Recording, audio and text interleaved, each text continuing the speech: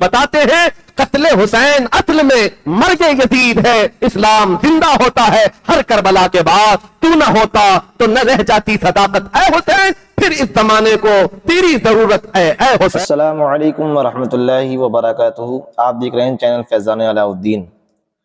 یہ مہینہ ماہ محرم الحرام کا مہینہ ہے، اور اس مہینے میں امام حسین رضی اللہ تعالیٰ کی شہادت کے اور آپ کی آل کی شہادت کے چرچے ہم سنتے ہیں، اور ان کی شہادت یہ بتاتی ہے کہ نماز کتنی اہم ہے۔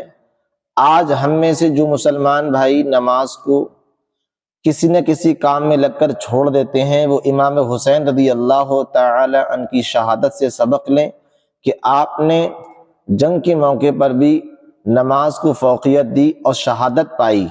آپ چاہتے تو نماز کو بعد میں پڑھ لیتے اور شہادت آپ کی نہ ہوتی، لیکن حضرات گرامی آپ نے نماز کے اندر اپنا سر کو شہید کروایا، اس لیے تاکہ انسان جان سکے کہ نماز کی برکت کیا ہے، نماز کی فضیلت کیا ہے۔ تو ہمیں امام حسین رضی اللہ تعالی عنہ کی شہادت سے سبق لینا چاہیے۔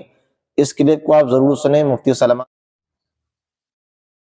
تاکہ آپ کے اندر یہ دقت بھی طاری ہو، یہ نہیں کہ ہم کھچڑے کھائیں، یہ نہیں کہ ہم صرف شربتیں پئیں، یہ نہیں کہ ہم اچھے اچھے کھانے کھائیں۔ کل کا دن ہمیں یہ یاد کرنے کے لیے بھی ہے کہ آج سے 14 صدیوں پہلے یہی وہ دن تھا جب آسمان کا سورج تمازت اور اپنی چلچلاہٹ پیش کر رہا تھا۔ میرے رسول کا شہزادہ 3 دن سے بھوکا اور پیاسا میدان میں اپنے بچوں کو لے کر ایک بہت بڑا امتحان دے رہا تھا۔ آج اگر میں گھر میں سحر کے وقت سو رہا ہوں تو شرم سے ڈوب کر مرنا چاہیے، فجر کے وقت سو رہا ہوں شرم سے ڈوب کر مرنا چاہیے۔ یہی وہ عاشورہ کی تاریخ تھی جب گردنوں پر تلواریں تھی، اس وقت بھی حسین رب کا سجدہ فراموش نہیں کر رہا تھا، حسین سجدے میں رہا۔ اور میرے عزیزو، رسول اللہ کے اس خاندان کا تصور لے کر کے کل کا دن ہمیں جینا ہے اور خراج تحسین پیش کرنا ہے، عقیدت کے نذرانے پیش کرنے ہیں، اور پھر یہ پکار کر کے جانا ہے، ان ظالم کتوں کو بتا کر کے جانا ہے۔ ہم ہر سال کربلا بیان کر کے پھر ایک نیا حوصلہ لے کر اٹھتے ہیں اور دنیا کو یہ بتاتے ہیں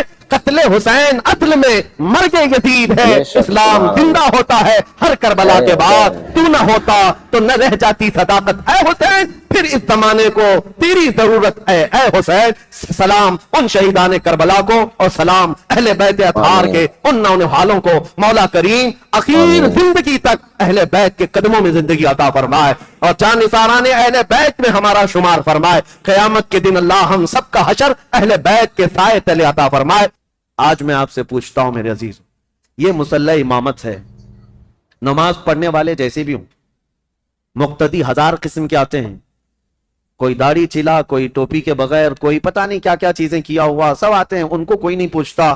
لیکن امامت کے مصلی پر جو کھڑا ہے اس کے اوپر سے نیچے تک ساری چیزیں دیکھتی ہے آج بھی قوم۔ اگر کوئی شخص چوری میں مشہور ہو جائے تو میں آپ سے کہتا ہوں کیا چور کو آپ اپنا امام بنا لیں گے مسجد کا؟ کسی کا زنا مشہور ہو جائے تو کیا آپ اس کو امام بنا لیں گے؟ نہیں، آپ یہ کہیں گے میں جیسا تیسا ہوں لیکن امام نہیں۔ امام ایسا نہیں، چور ڈاکو اور لٹیرا ہم امام نہیں بناتے۔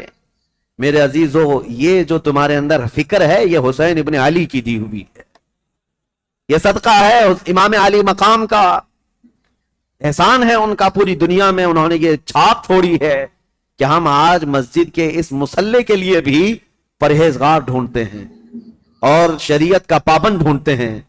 اگر امام حسین اس وقت یہ کر جاتے، یزید کے ہاتھ میں دے کر بیعت کر لیتے، تو آج کوئی بھی اس بات کو دلیل بنا لیتا، میاں آپ فلاں امام پر اعتراض کر رہے ہیں، رسول اللہ کے نواسے نے امام مان لیا تھا شرابی کو، تو ہم کیوں نہیں امام بنا سکتے؟ ہر ایک کے لیے دلیل بن جاتی۔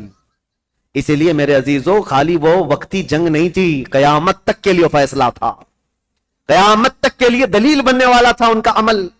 اسی لیے امام حسین کو بہت بڑا فیصلہ لینا پڑا، بہت بڑا فیصلہ لینا پڑا۔ اگر میرے نکلنے سے صرف میرے گھر کا ہی مسئلہ تھا تو یہ الگ بات ہے، لیکن میرے نکلنے سے آنے والی نسلوں کے لیے بھی ہے تو مجھے 1000 بار سوچنا پڑے گا۔